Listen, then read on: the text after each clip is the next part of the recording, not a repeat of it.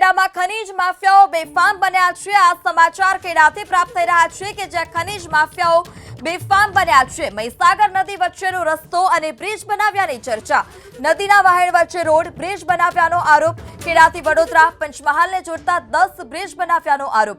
ઠાસરાથી રાણિયા વચ્ચે 15 કિલોમીટરનો રસ્તો ગેરકાયદે બનાવ્યો। છેલ્લા 2 વર્ષથી રાણિયા અકલાયા સેવાલિયા પંચમહાલ વડોદરા ગળતેશ્વર ડેસર સહિતના રસ્તા એ નદીના વહેણને બદલ્યાનો પણ આરોપ છે। તો ખનીજ માફિયાઓ બેફામ છે। ખેડામાં મહીસાગર નદી વચ્ચેનો રસ્તો અને બ્રિજ બનાવ્યાની ચર્ચા। ઠાસરાથી રાણિયા વચ્ચે 15 કિલોમીટરનો રોડ ગેરકાયદે બનાવ્યાનો આરોપ। મહીસાગર નદીની વચ્ચે અત્યારે હું ઊભો છું અને એ એક ગેરકાયદે બનેલા રોડ ઉપર ઊભો છું। રોડ પણ ખનીજ માફિયાઓ દ્વારા બનાવવામાં આવ્યો હોવાની માહિતી મળી રહી છે। આપને દ્રશ્યો બતાવવાનો પ્રયાસ કરશે મારા સહયોગી કરણ પ્રજાપતિ।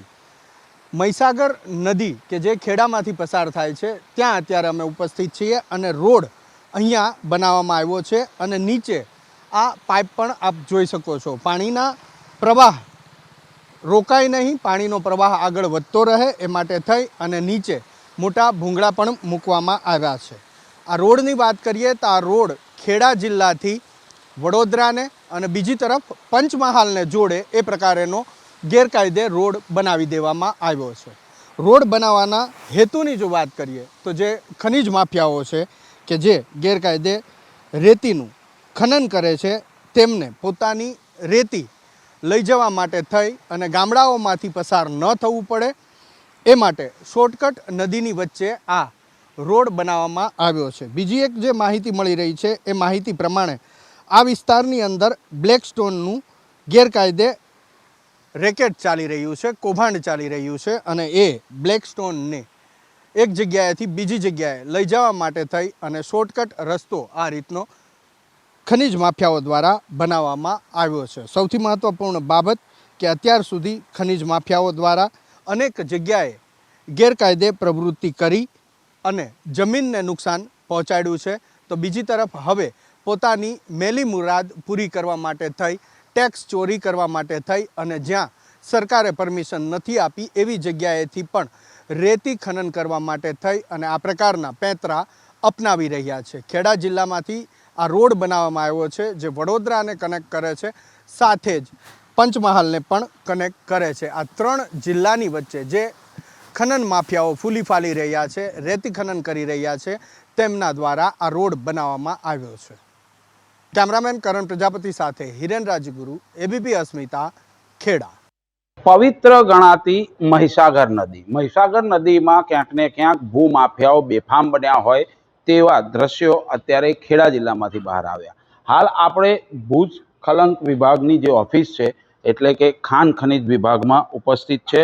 ખાસ કરીને ટેબલ બતાવવા માંગીશ કે કલેક્ટર કરતાં પણ અહીં આગળ ઊંચી ઓફિસ હોય તેવા દ્રશ્યો અહીં આગળ દેખાઈ રહ્યા છે। કારણ કે સામાન્ય વ્યક્તિ પણ અહીં આગળ આવે તો તેને રજિસ્ટરમાં નામ અને મોબાઈલ નંબર નોંધાવવો પડતો હોય છે। મહત્વની વાત કરવામાં આવે કોઈ પણ અધિકારી અહીં આગળ હાજર નથી। એક અધિકારી છે પણ સમગ્ર બાબતને લઈ કંઈ પણ બોલવા તૈયાર નથી।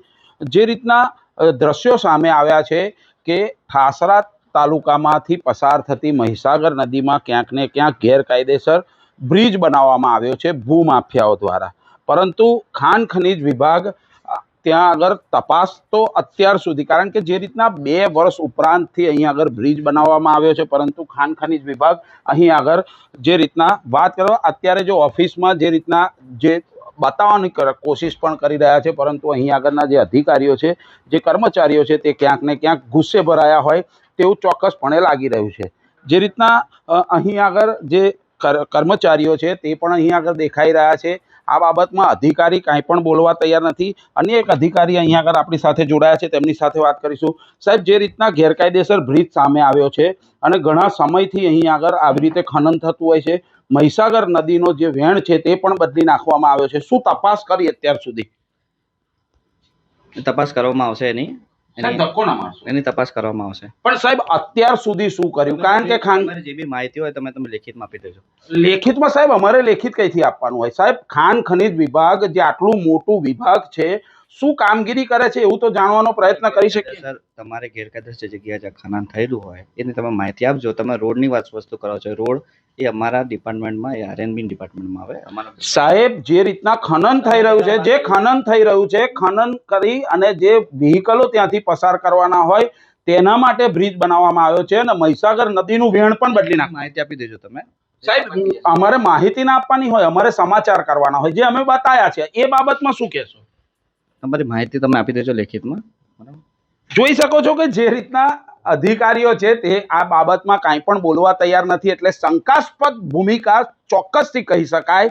કારણ કે આટલી મોટી ઘટના હોય અને જે ખાણ ખનીજ વિભાગ છે તેને અંદાજ પણ ના હોય અને ખ્યાલ પણ ના હોય તેવું અશક્ય વાત છે.